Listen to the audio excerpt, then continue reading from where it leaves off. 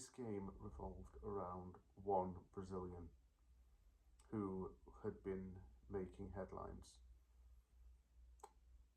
I'm not talking about President Bolsonaro, who also made headlines in Brazil because of his mass deforestation of the Amazon rainforest.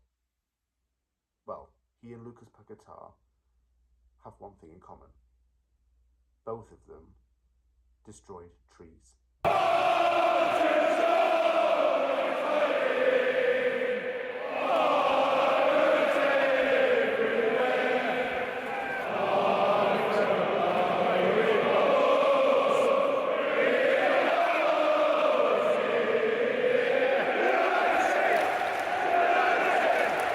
It has finished Nottingham Forest 0, West Ham United 3 at the City Ground.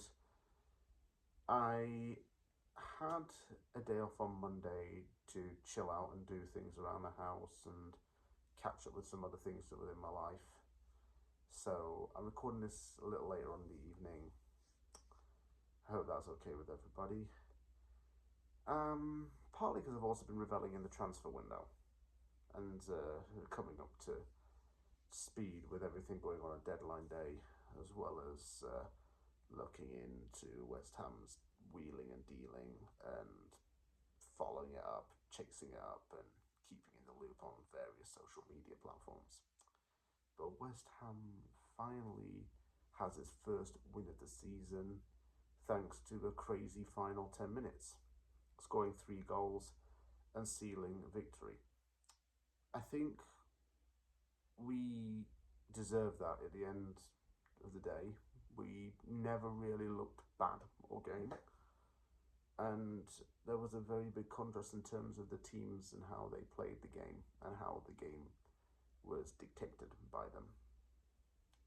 Let me go into the team lineups. So Hermanson was in goal. He had a real big point to prove following his last 2 performances being substandard.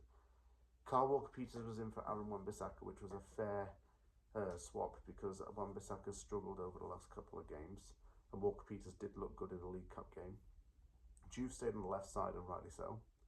Mavropanos was in for a Gerd, Snake, who's since gone off to Marseille. Get him gone. Apparently he'd been talking smack about the club to potential transfer targets, so bienvenue. France, Naif, and get out of the club. That doesn't make sense really, but whatever. I speak French really well as well. I don't know what I was thinking. Said it before I spoke, but let's not go off on one. Mavropanos was in for a Gerd. Good, because I think Mavropanos might have something to prove now. Kilman was there to complete the back 4. Soucek and James Ward-Prowse in the middle. Yeah. Paquetá and Bowen on the wings, and Paquetá playing despite all of the media hype at the time. Fernandes starting and making his debut, becoming the 1,000th different player to make an appearance for West Ham United, and Füllkrug up top. The other big positive is that Crescencio Somerville was in the team and on the bench following his lower body injury that kept him out for a while. Wasn't a bad start to the game. I felt there was some good defending and some good movement. Fernandes already impressed by keeping a steady tempo and linking up well with Paquetá. One such incident resulted in Matt Sells punching a Paquetá shot over the bar. Walker-Peters played very well on that side, and Juve was starting to play well on the left-hand side, but I felt he needed someone equally energetic to accompany him on that side. And Doy was pocketed, by the way. He struggled and had to come off later. Chris Wood was kept quiet. And we just needed to stand our ground at the back, which we were doing. Mavropanos played excellently, by the way, at the back.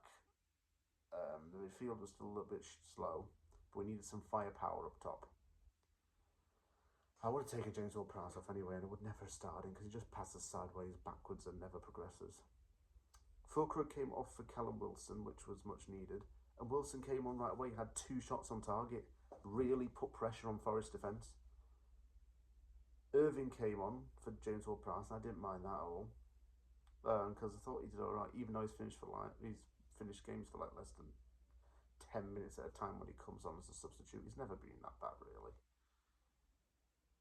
Fernandes came off and Somerville on to give West Ham a bit of energy. This was a sensible substitution.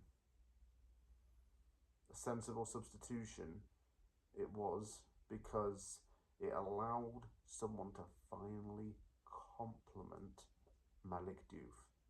Somebody with pace and energy. Don't forget, this guy's been out injured for several months. And I thought he'd be a bit slower. Maybe you'd have seen some of the effects of the injury in his performance, but that was not the case. Somerville came on and was fast, energetic, lively, and contributing massively to the game. Less than 1 minute after he came on, he did just that. He won the ball back, tried to run at Forest, lost it temporarily, but Bowen was there in wait to curl the ball into the left corner with a first-time low shot. Soon after that, Somerville kind of persisted again. He ran straight into the box as Sangare fouled him. It was awarded as a penalty with Lucas Paquetá to take it. Paquetá hesitated, stepped up, fired it into the left side of the goal. And his celebration was like that,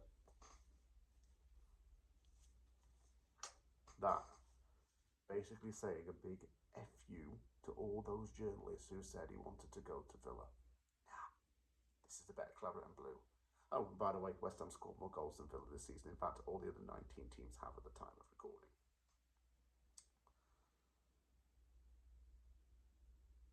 And the final goal came in stoppage time from a very swift counter-attack. Malik Diouf with a pinch perfect cross to the head of Callum Wilson, who headed it onto the ground and into the net.